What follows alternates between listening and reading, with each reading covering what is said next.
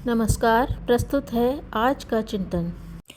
कोई व्यक्ति यदि सुखी रहने की आकांक्षा करता हो तो उसे अपने शरीर की तरह परिवार को भी निर्मल और सबल बनाना पड़ेगा और उसके लिए उसे पूरा ध्यान देना एवं प्रयत्न करना अपेक्षित होगा। यह कैसे हो, यह सोचते समय हमें यह ध्यान रखना होगा कि उपदेश देने की प्रक्रिया एक बहुत छोटी सीमा तक ही कारगर होती है। इतने मात्र से यदि काम चल गया होता तो हर घर में कोई न कोई समझाने बुझाने वाला रहता ही है और वह अपने बलबूते कुछ न कुछ समझाता ही रहता है। तब फिर सुधार क्यों न हो गया होता, फिर कोई घर क्यों अशांति का केंद्र रहा होता। पाश्चात्य देशों में परिवार संस्था को ही नष्ट कर डालने का प्रयत्न चल रहा है। वे रोग के साथ रोगी को भी समाप्त कर रहे हैं। वहाँ वयस्क होते ही लड़कों को माता पिता का आश्रय छोड़कर स्वावलंबी बनना पड़ता है और अपना अलग घर बसाना पड़ता है। इस प्रकार स्त्री और उसके छोटे बच्चों का ही परिवार रह जाता है। माँ बाप बुढ़े होने पर अपनी संचित कमाई पर गुजारा करते हैं या सरकार से वृद्धावस्था की सहायता लेकर वृद्ध गृहों में रहकर जिंदगी के दिन पूरे कर लेते हैं। फिर भी उनकी समस्या सुलझ नहीं पा रही है। दुर्गुणी पति पत्नी एक दूसरे को दुख देते ही हैं और उन्हें पुराने को छोड़ने तथा नया साथी ढूंढने की मृग तृष्णा में निरंतर भटकना पड़ता है। किशोर बालक वह भी माता पिता के लिए सिरदर्द बने रहते हैं। वयस्क होकर स्वावलंबी हो जाने से पूर्व के दिन जब तक कि बच्चे किशोर रहते हैं माता पिता को बुरी तरह कुढ़ाते रहते हैं। इस गुत्थी को यूरोप वाले भी नहीं सुलझा पा रहे हैं। फिर भारत में तो वह सुलझेगी भी कैसे, जहां माता पिता, छोटे भाई बहन, विधवाएं, विधुर, आर्थिक तथा अन्य कारणों से विवश होकर एक ही नाव में बैठकर जिंदगी पार करते हैं। हमारी आर्थिक मान्यताएं, बच्चों का भविष्य, आर्थिक परिस्थितियां एवं उपार्जन की कठिनाई को देखते हुए परिवार को इस प्रकार तोड़ फोड़ डालना संभव नहीं हो सकता। ऐसी दशा में पश्चिमी देशों की अपेक्षा हमारे लिए यह और भी अधिक आवश्यक है कि परिवार की परिस्थितियां सुधारने का प्रयत्न किया जाए और यह कार्य आर्थिक सुधार से नहीं, मानसिक स्तरों के स्वास्थ्य निर्माण से ही संभव है। घर के लोग सद्गुणी बने तभी समस्या सुलझ सकती है। प्रत्येक सद्गृहस्थ की आकांक्षा रहती है कि उसका परिवार खुशहाल और प्रेम पूर्ण वातावरण में निर्वाह करे, पर वह इसके लिए उन्हें सद्गुणी बनाने की आवश्यकता की ओर ध्यान नहीं देता। ऐसी दशा में वह आकांक्षा अतृप्त ही रह जाती है और निर्धन व्यक्ति जिस प्रकार मन मसोचते और अपने दुर्भाग्य को कोसते रहते हैं, उसी तरह दुर्गुणी परिवार के संचालक को भी अपनी व्यथा को हर घड़ी सहन करते रहना पड़ता है। पर इतने से भी तो कुछ काम चलने वाला नहीं है। बढ़ती हुई बुराई जब विस्फोट की स्थिति में पहुंचती है तो सहन शक्ति का ह्रास भी हो जाता है और जीवन नरक के प्रत्यक्ष दर्शन करने को विवश होना पड़ता है। परिवार को सुधारने की इच्छा रखने वाले हर व्यक्ति को सबसे पहले अपने आप को सुधारना पड़ेगा, क्योंकि असली प्रवचन वही है। माता और पिता पर बच्चों को जन्म देने का ही नहीं, उन्हें सुसंस्कारी बनाने और दीक्षा देने का उत्तरदायित्व भी है।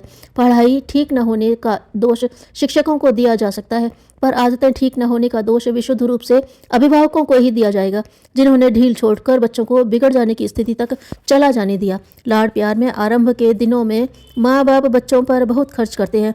बच्चा पैसे के मूल्य को समझ नहीं पाता और वह फिजूल खर्ची की आदत सीख जाता है। अंततः वही आदत बढ़ी चढ़ी स्थिति में पहुंचकर बच्चे को उड़ाऊ बना देती है। माता पिता यदि आरंभ से ही मितव्ययी रहें और धन का सदुपयोग करें, सादगी अपनाएं, तो बच्चा भी धन की उपयोगिता एवं आवश्यकता को समझेगा और अपव्ययी न बन सकेगा। माता पिता में परस्पर जो कलह, संघर्ष और मनोमालिन्य रहता है, उसका प्रभाव बच्चों के कोमल हृदय पर पड़े बिना नहीं रह सकता। वे भी द्वेष, घृणा, कटुता और दुराव की भावनाएं हृदयंगम कर लेते हैं और आगे चलकर यही दुर्गुण क्लेश एवं द्वेष का विकराल रूप धारण करके सामने आते हैं। जिन माता या पिता के हृदय में अपने माँ बाप के प्रति, पति या पत्नी के प्रति, ईश्वर के प्रति, धर्म के प्रति श्रद्धा होगी, उनके बालक भी अपने माता पिता के प्रति, बूढ़े बड़े बूढ़ों के प्रति श्रद्धावान एवं भावनाशील रहेंगे। एक माता किसी सुयोग्य मनोवैज्ञानिक के पास गई और पूछा कि वह अपने 4 वर्ष के बच्चे की शिक्षा कब से आरंभ कराए। मनोवैज्ञानिक ने उत्तर दिया, आप 5 वर्ष लेट हो गई। बालक के गर्भ में आते ही उसका शिक्षण अपने आप में आवश्यक हेरफेर के साथ आरंभ कर लेना चाहिए। 5 वर्ष की आयु तक तो बालक आधी पढ़ाई समाप्त कर लेता है। सूक्ष्म रूप से घर के सारे प्रभाव परमाणु बच्चे के अंतःकरण में प्रवेश कर जाते हैं। स्वभाव ढल जाता है। 5 वर्ष के बाद तो उसे स्वभावजन्य नहीं, अक्षर ज्ञान की शिक्षा प्राप्त करनी ही शेष रह जाती है। जो माता पिता स्वयं दुर्गुणों एवं कुसंस्कारों से भरे पड़े हैं, वे अपने बच्चों में क्यों कर सत्प्रवृत्तियां पनपती देख पाएंगे। संतान का जन्म पृथ्वी पर पीछे होता है, उस पर वातावरण का प्रभाव जन्म लेने के बाद पड़ता है। पर वास्तविक जन्म तो गर्भ में आने के दिन ही हो जाता है और उसकी शिक्षा दीक्षा उसी दिन से आरंभ हो जाती है। अभिमन्यु को चक्रव्यूह भेदन की शिक्षा अर्जुन ने तब दी थी जब वह अपनी माता सुभद्रा के गर्भ में था। हर एक बालक अभिमन्यु की परिस्थिति में ही होता है।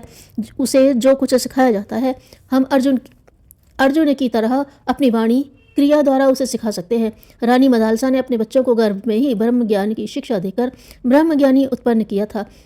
जब उसके पति ने एक बालक राजकाज के उपयुक्त बनाने का अनुरोध किया तो मदालसा ने उन्हीं गुणों का एक तेजस्वी बालक उत्पन्न कर दिया। हर माता की स्थिति मदालसा की सी होती है। यदि वह अपने गुण कर्म स्वभाव में आवश्यक सुधार कर ले तो वैसे ही गुणवान बालक को जन्म दे सकती है जैसा कि वह चाहे। ऊसर खेत और सड़े बीज के संयोग से जैसे बेतु के अविकसित पौधे पैदा हो सकते हैं वैसे ही हमारे बच्चे हमारे घरों में जन्मते हैं। गुलाब के फूल बढ़िया खेत में अच्छे माली के पुरुषार्थ से उगाए जाते हैं, पर कटीली झाड़ियाँ चाहे जहाँ जब चाहे उपज पड़ती हैं। अच्छी संतान सुसंस्कारी माता पिता ही प्रयत्नपूर्वक उत्पन्न कर सकते हैं, किंतु कुसंस्कारी बालक हर कोई फूहड़ स्त्री पुरुष उगलते रह सकते हैं।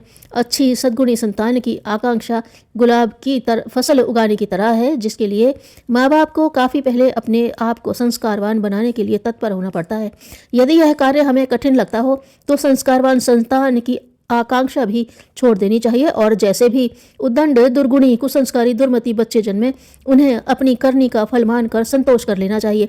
बच्चों को आमतौर से उनके अभिभावक बहुत अच्छे उपदेश देते रहते हैं और उन्हें राम भरत एवं श्रवण कुमार देखना चाहते हैं, पर कभी यह नहीं सोचते कि क्या हमने अपनी वाणी एवं आकांक्षा को अपने में आवश्यक सुधार करके इस योग्य बना लिया है कि उसका प्रभाव बच्चों पर पड़ सके।